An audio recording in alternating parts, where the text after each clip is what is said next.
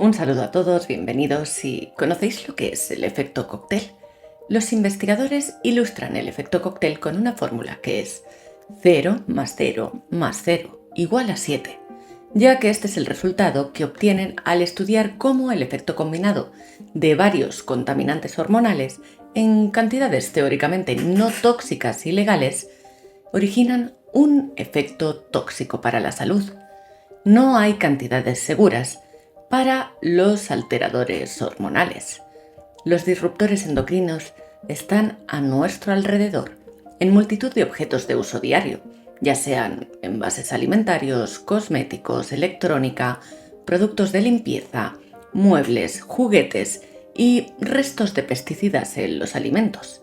Las autoridades se encargan de que la cantidad de cada uno de estos productos se encuentren por debajo de un umbral de exposición seguro, que no genera efectos observables según los estudios de laboratorio.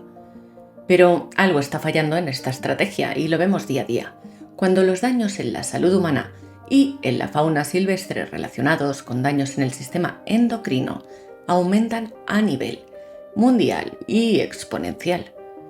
Son muchos los ejemplos, como la pérdida de fertilidad, daños en el desarrollo embrionario, aumento de la diabetes, obesidad y cardiopatías, daños en el sistema inmune, alergias o cáncer en órganos dependientes de las hormonas.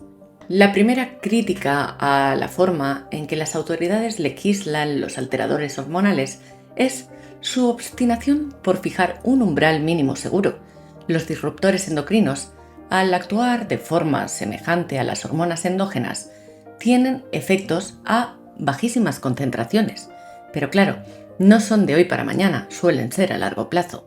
De ahí que los valores de seguridad, llamados NOEC, No Observed Effective Concentration, por sus siglas en inglés, no sean válidos para este tipo de tóxicos y la única opción deseable es que se eliminen de los productos en su totalidad. Por esta razón, organizaciones internacionales como la Sociedad de Endocrinología afirman que no puede asumirse un umbral de exposición seguro para los alteradores hormonales. Estamos hablando de que son inofensivos entre comillas, porque tampoco son inofensivos, pero bueno, podría aplicarse esto cuando los tratamos por separado, pero tóxicos juntos, a esto se refiere el efecto cóctel. Otra crítica a la forma de legislar estos contaminantes es que la mayoría de los estudios toxicológicos en que se basa la industria se realizan teniendo en cuenta cada tóxico por separado.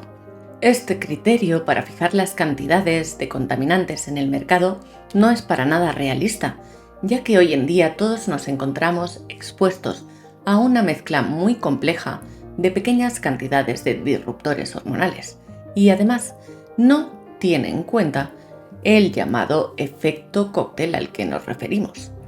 Este efecto muestra claramente que las sustancias químicas en una mezcla compleja, como ocurre en la realidad del día a día, interactúan entre ellas, produciendo un efecto sinérgico o multiplicador que presenta efectos mayores a los de los contaminantes por separado. Los resultados de los estudios científicos que evalúan el efecto cóctel son claros en cuanto a los efectos nocivos de las mezclas.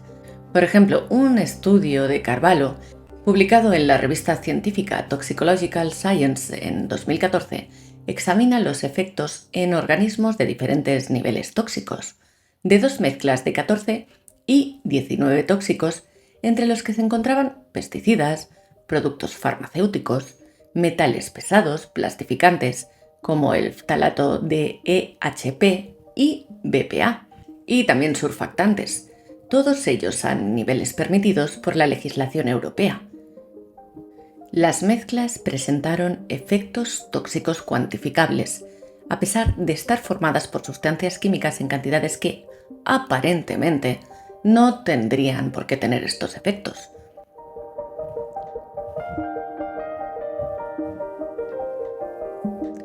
Hay otros estudios semejantes, como el realizado por el Centro de Toxicología de la Escuela de Farmacia de Londres.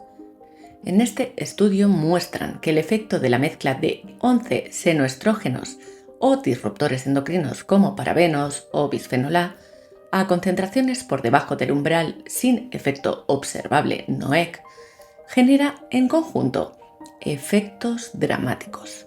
En conclusión, la legislación de los alteradores hormonales debe tener en cuenta que en la vida real nos exponemos a una mezcla variable de multitud de contaminantes que no solo no tienen un umbral de seguridad real, sino que presentan efectos dañinos multiplicados cuando están juntos en el ambiente.